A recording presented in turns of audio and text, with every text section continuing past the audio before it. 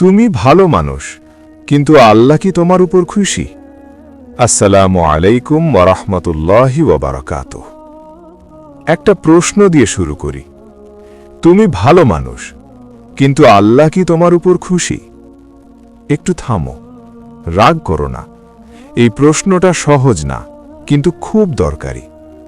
কারণ আজকের দুনিয়ায় ভালো মানুষ হওয়া আর আল্লাহর কাছে গ্রহণযোগ্য হওয়া এই দুটো এক জিনিস না। আমরা কিভাবে নিজেকে ভালো মানুষ বলি?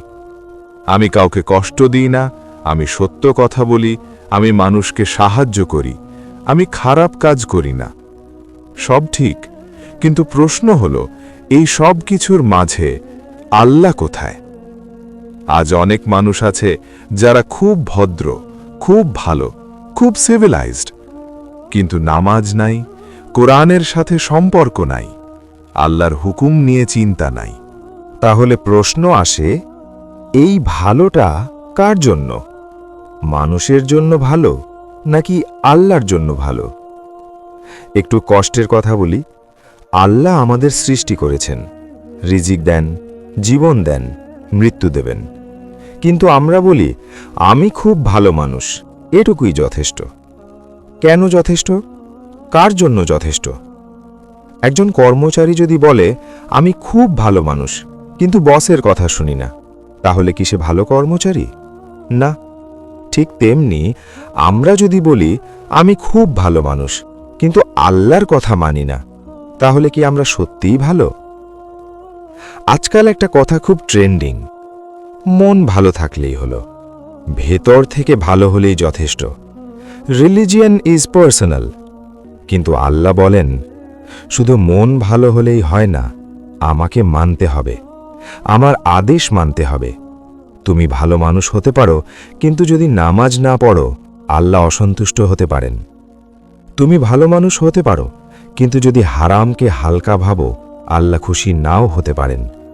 এই কথাগুলো হার্শ কিন্তু সত্য। আমরা খুব সহজে বলি আল্লাহ তো মনের খবর জানেন। হ্যাঁ জানেন, আর সেই কারণেই তিনি জানেন তুমি ইচ্ছা করেই কোনটা এড়িয়ে যাচ্ছ। একটা কঠিন প্রশ্ন করি, যদি আজ রাতে মৃত্যু হয় তুমি কি আল্লাহকে বলতে পারবে, হে আল্লাহ, আমি আপনার হুকুম মানিনি, কিন্তু আমি ভালো মানুষ ছিলাম?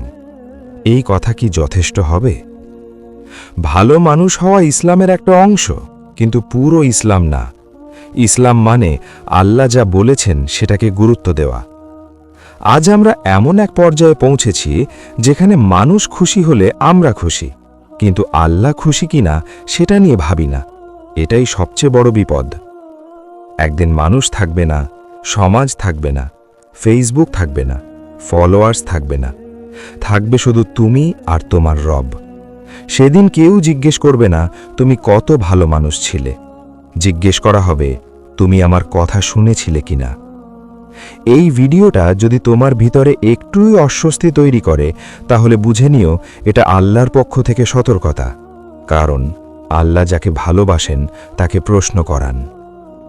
আজ থেকেই একটা ছোট সিদ্ধান্ত নাও, মানুষের কাছে ভালো থাকার পাশাপাশি আল্লাহর কাছে গ্রহণযোগ্য হওয়ার চেষ্টা করো। পারফেক্ট হতে হবে না, কিন্তু সিনসিয়ার হতে হবে। শেষ কথা, ভালো মানুষ হওয়া ভালো, কিন্তু আল্লাহ খুশি হলে সেটাই আসল সফলতা। আল্লাহ আমাদের সবাইকে নিজের কাছে গ্রহণযোগ্য বানান। আমিন।